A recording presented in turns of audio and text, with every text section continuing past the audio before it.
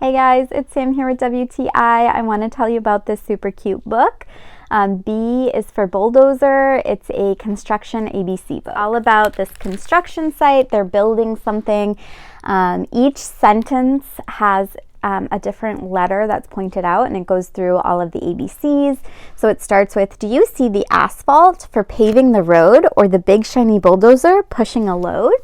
So my little one loves anything that has to do with construction. So this has been great because he's so motivated to read this book. And then we can pause really quick and ask, where's the A? Where's the B? And he's engaged enough that he's motivated to learn those things as well. So it literally goes through every single letter of the alphabet. We have G and H, I and J, K and L.